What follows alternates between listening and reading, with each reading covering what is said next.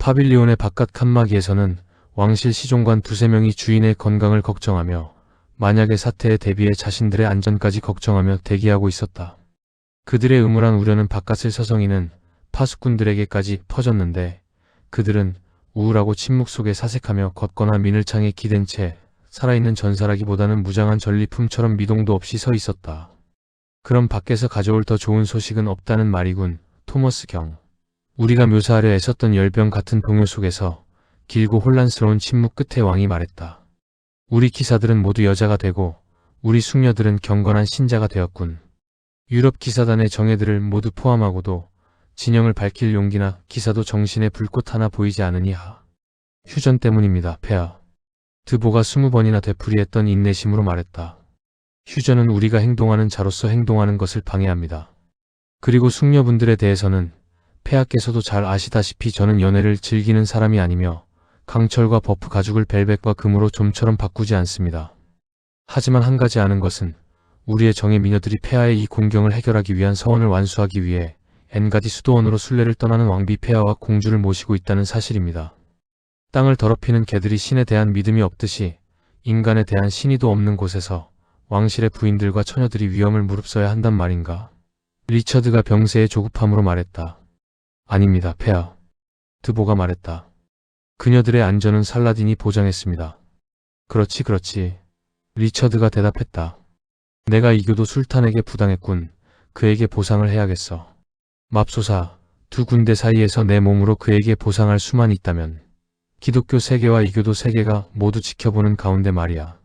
리처드는 말을 하며 오른쪽 팔을 침대 밖으로 어깨까지 드러내고 침대에서 고통스럽게 몸을 일으키며 칼이나 도끼를 쥔 것처럼 주먹을 흔들어 술탄의 보석 박힌 터번 위로 휘둘렀다. 드보는 병상 간호사의 역할을 수행하며 왕이 다른 이에게서라면 거의 견디지 못했을 약간의 강압을 가해 왕을 다시 침대에 눕히고 어머니가 참을성 없는 아이를 돌보듯 그의 근육질 팔과 목, 어깨를 조심스럽게 덮어주었다. 넌 투박한 간호사지만 기꺼이 하는 간호사군, 드보. 리처드가 쓴웃음을 지으며 말했다. 저항할 수 없는 힘에 굴복하면서도 그는 말했다. 아이의 빗긴 아기 모자가 내 머리에 어울리는 것만큼이나 코이프가 내 우울한 이목구비에 어울릴 것 같군. 소녀들을 겁주기에 딱 좋은 아기와 간호사가 되겠어. 우린 한때 남자들도 겁주었습니다, 폐하. 드보가 말했다. 쉽게 떨쳐버리기 위해 참을성 있게 견뎌야 할 열병 따위가 무엇입니까? 열병 따위. 리처드가 격렬하게 소리쳤다. 너는 내가 열병에 걸렸다고 생각하겠지. 그것도 정당하게.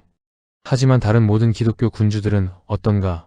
프랑스의 필립, 그 둔한 오스트리아 놈, 몽세라트의 그놈, 구호 기사단, 성전 기사단 그들 모두는 어떤가? 내가 말해주지. 그것은 차가운 마비, 죽은 무기력증, 그들에게서 말과 행동을 빼앗는 병, 그들 중 고귀하고 기사도적이며 덕망 있는 모든 것에 심장을 갉아먹는 암덩어리다.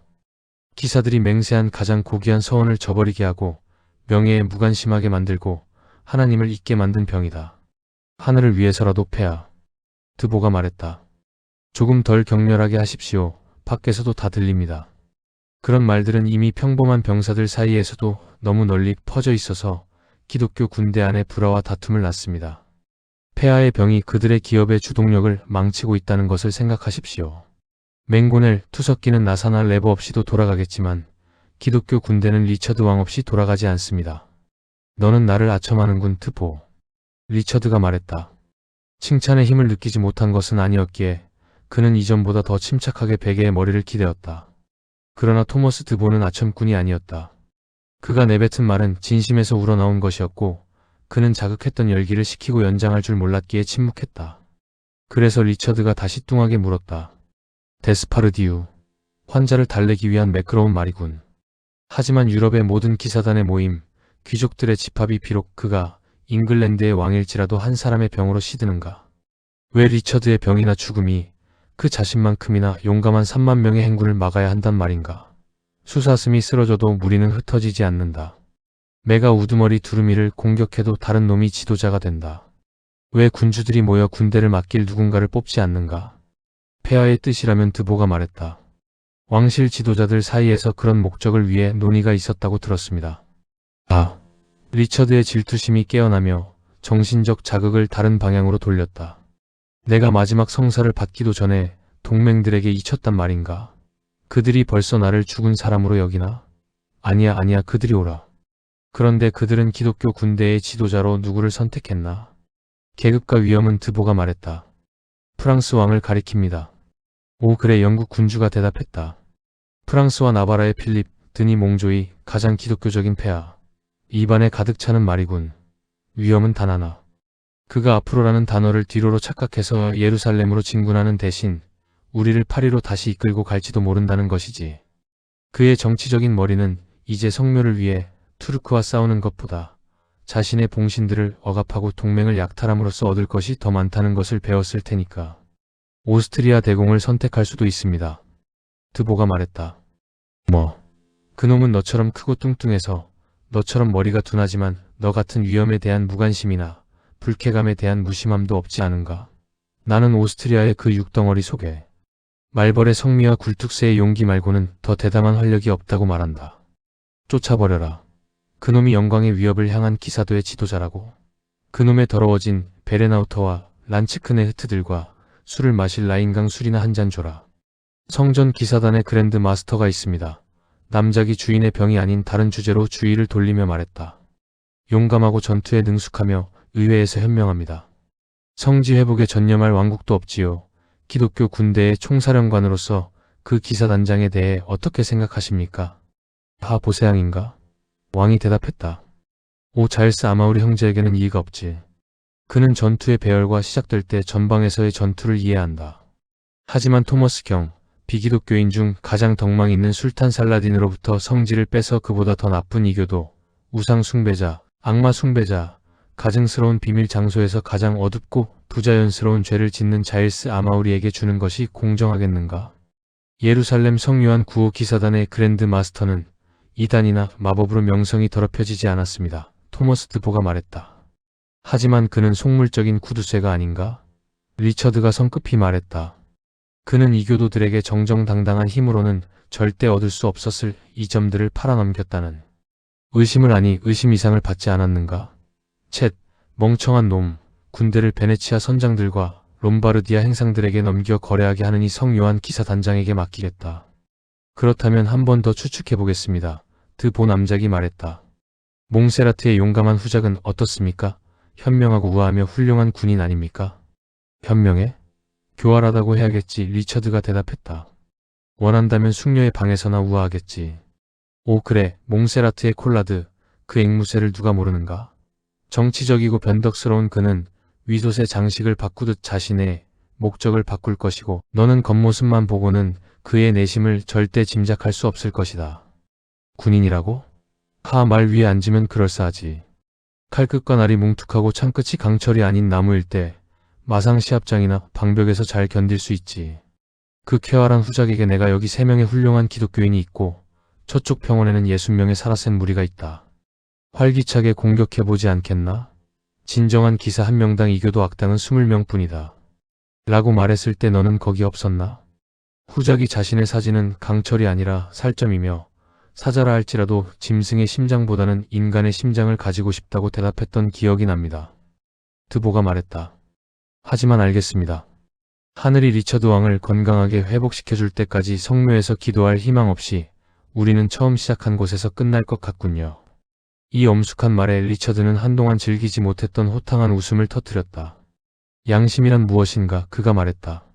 너 같은 둔한 북방 영주를 통해서도 군주가 자신의 어리석음을 고백하게 하다니. 그들이 내 지휘봉을 잡을 자격이 있다고 제안하지 않았다면 내가 너에게 보여준 저 인형들의 비단 장식을 뜯어내는 것 따위엔 신경도 쓰지 않았을 것이다. 내가 맹세한 영광스러운 기업의 라이벌로 이름이 거론될 때를 제외하고 그들이 무슨 싸구려 장식 옷을 입고 으스대든 나와 무슨 상관인가? 그래, 드보, 내 약점과 야망의 고집을 고백한다.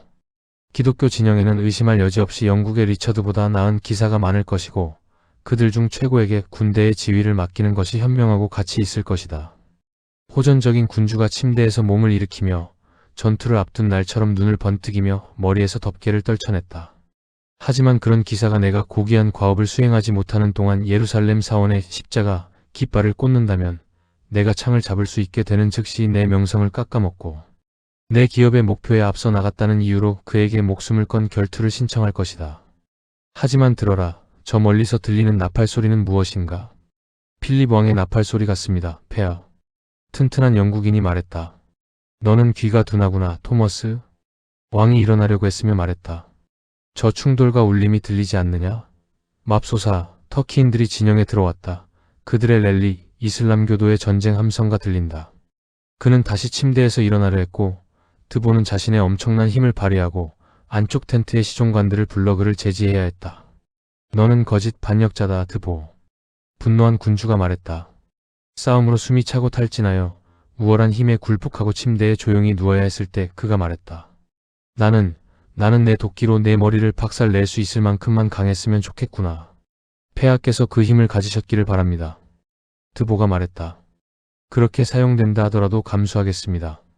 토머스 멀턴이 죽고 사자신왕이 다시 예전의 모습으로 돌아온다면 기독교 세계에는 더 큰 이득이 될 것입니다. 나의 정직하고 충직한 하인 리처드가 손을 내밀며 말했다. 남작은 경건하게 입을 맞췄다. 주인의 짜증을 용서하라. 너를 꾸짖는 것은 이 불타는 열병이지 너의 친절한 주인인 잉글랜드의 리처드가 아니다. 하지만 부탁이니 가서 진영에 어떤 낯선 자들이 있는지 소식을 가져오너라. 이 소리들은 기독교 세계의 것이 아니다. 드보는 주어진 심부름을 위해 파빌리온을 떠났다.